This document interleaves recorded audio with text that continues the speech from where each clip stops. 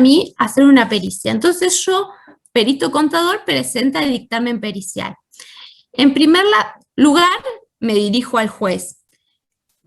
La primera parte consta de presentarme yo como perito y presentar todo el expediente, o sea, cómo se llama, ante qué juzgado, cuál es el número de expediente, ¿sí? Fíjense, vamos a ir leyéndolo. González María Eugenia, contadora pública nacional, inscripta en el Consejo Profesional de Ciencias Económicas de La Pampa, tomo y folio, manteniendo domicilio constituido, habiendo sido designada perito contador en los autos caratulados, bueno, le puse cualquier nombre, Sonia contra Sánchez y otros según laboral, expediente tal, en trámite ante ese juzgado de primera instancia número 2 de esta ciudad, me presento respetuosamente y digo que vengo a presentar en tiempo y forma el dictamen pericial solicitado por la actora y ordenado por vuestra señoría. En este caso, fíjense que solo fue la actora, ¿sí?, la que me pidió puntos de pericia. Con el objeto de cumplir mi cometido, tomé contacto con la documentación obrante en el expediente de la causa, que a continuación informo a vuestra señoría. Fíjense que acá solo presenté datos del expediente, en qué juzgado y quién era yo, ¿sí? Y me dirigí al juez y que el dictamen va a ser sobre puntos solicitados por la parte actora, ¿sí?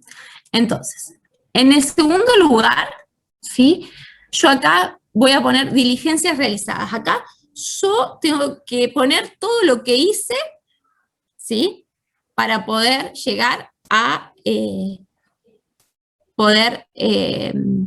resolver cada uno de los puntos de pericia que me pidió el abogado de la parte actora. Ahí yo digo que fui a la empresa, miré los papeles de trabajo, que los papeles de trabajo no estaban, que no encontré el libro laboral, entonces me dirigí a la casa al estudio del abogado para que me pudiera poner a la vista la documentación. O sea, todo lo que yo hice lo voy a narrar en esa parte. Y luego habla de los puntos de pericia que van a redactar ustedes para que yo resuelva. O sea, ustedes como abogados de la parte actora van a redactar estos puntos de pericia. En primer lugar, fíjense acá. Me preguntan si los libros de la demandada eran llevados en legal forma. Acuérdense que era lo que nosotros teníamos que tener en cuenta, ¿sí?, para que un libro esté llevado de legal forma, ¿sí? Era el artículo 52 de la ley que vimos la primera clase. O sea, fíjense que todo lo que fuimos viendo, les quise mostrar una pericia para que ustedes vean que todo esto después ustedes lo van a poner en la práctica. Entonces yo ahí, bueno, le contesté que tuve a la vista las hojas móviles, que el mismo se encontraba rubricado. ¿Se acuerdan que no solo era necesario contar con cada uno de los ítems del artículo 52, sino que tenía que estar rubricado por relaciones laborales, ¿sí? Si no, no tenía validez. ¿Está? Bueno, y le contesto que, según consta en el expediente, fotocopias con certificación de que son copia fiel del original, desde la foja tal hasta la foja... O sea, le cuento que en el expediente pasaba todo esto. Luego, fíjense lo que me pregunta el abogado. Me dice, última remuneración percibida por la señora Soria, ¿sí? Entonces yo ahí le voy a tener que responder cuál fue el último recibo que tuve a la vista. En ese recibo hay que constatar que cumple todas las condiciones que tiene que tener un recibo, ¿sí? En donde tiene que tener cada uno de los ítems que vimos, que tiene que estar acorde, ¿sí?, a la categoría a la que anuncia la actora que tenía como actividad.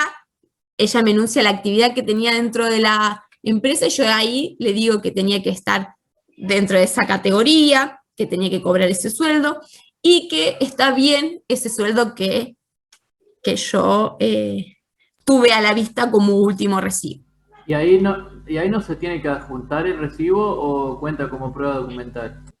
cuenta como prueba documental y tiene que estar, o sea, cuando yo lo tengo que tener a la vista, en original, ¿sí? O fotocopia certificada por escribano público. Y tiene que estar adjuntado al expediente, ¿sí?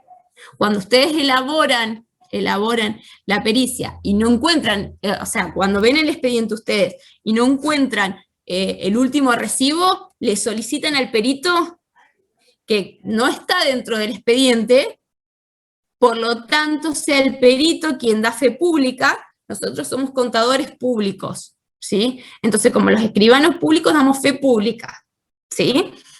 Entonces, nosotros como contadores damos fe pública de que lo tuvimos a la vista, que fuimos a la empresa y que lo tuvimos a la vista, en original, firmado por el empleador y firmado por el trabajador.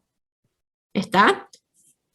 Si no estuviera adjuntado al expediente. Si hubiera algún recibo adjuntado al expediente, acá lo que me está pidiendo el abogado es que me diga cuál fue la última remuneración que, según los papeles que yo tuve a la vista, ¿sí?, percibió la señora Soria.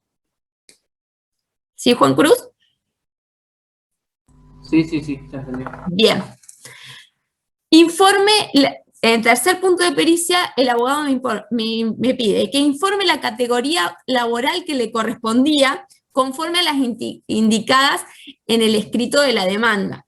En la demanda, el abogado me contó que era lo que realizaba y que consideraba que no era, en función a las tareas que realizaba, la categoría. ¿Sí? Entonces, lo que yo le respondo ahí, me voy al convenio colectivo de trabajo. Entonces, fíjense que es muy importante dentro de un proceso judicial todo lo que vimos hasta ahora, ¿sí? ¿Por qué? Porque, a ver, también los abogados van a tener que, cuando lo ven el reclamo, percibir de que lo que les está contando la persona que le va a pedir asesoramiento no es lo que coincide con el recibo. Entonces piden al perito que investiguen sobre eso, ¿sí? Entonces yo le respondo, según el convenio colectivo 130, en su artículo 10, se considera personal de venta a los trabajadores que desempeñan tareas u operaciones de venta, sea su tipificación, y revistarán en las siguientes categorías. A, degustadores; B, vendedores; C, encargados de segunda; D, jefes de segunda. Por lo tanto, en base a los supuestos establecidos por la actora, y dado que en la foja 44 del expediente se detalla que la actora trabaja en el comercio de la accionada, que tiene por objeto la venta de indumentaria, realizando tareas de venta al público, la categoría que le corresponde es la de vendedor B. Fíjense que si a mí el abogado de la actora no me describe la tarea que hace, yo, como auxiliar de la justicia, no puedo establecerle la categoría, ¿sí? ¿Se entendió? Sí, se entiende, bueno, profe. Vale. En el punto 4 me dice, última remuneración bruta que debió percibir la señora Soria conforme a la categoría y los hechos expuestos en el escrito de la demanda. Bueno, ahí que me pide que, primero, que yo le diga cuál fue la última remuneración que cobró, ¿sí? Según el último recibo que yo vi, tanto sea aportado al expediente o que yo vaya a la empresa y lo vea. Y después, sí, que verifique que conforme a la categoría que determiné en el punto anterior, si está bien calculada esa última remuneración que percibió, ¿sí? En el punto 5 dice, verifique en los recibos de haberes si la empleadora abona todos los rubros que por ley corresponden, y en su caso, si eran abonados correctamente, conforme los hechos, categorías y horarios descriptos por la demanda, ¿sí? O sea que me dice que verifique que ¿cuál fue la última remuneración? Que si coincide esa remuneración con la categoría que fue descrita en la demanda.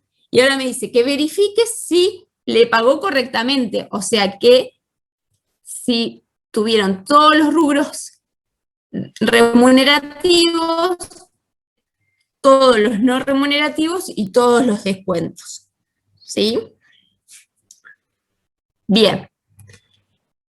Y la última, que es hasta a donde yo quería llegar, dice, considerando los hechos expuestos en la demanda, efectúe la liquidación por despido injustificado de acuerdo a los artículos 232, 242, 245, 246 y concordantes de la Ley de Contrato de Trabajo. Y leyes 24013, 25323 y Ley 25345. Esto es lo que vamos a desarrollar en esta parte de la clase. Luego, como último punto, bueno, esto lo vamos a calcular ahora según con lo que vamos a ver. Pero ¿vieron qué es, cuál es su función al momento?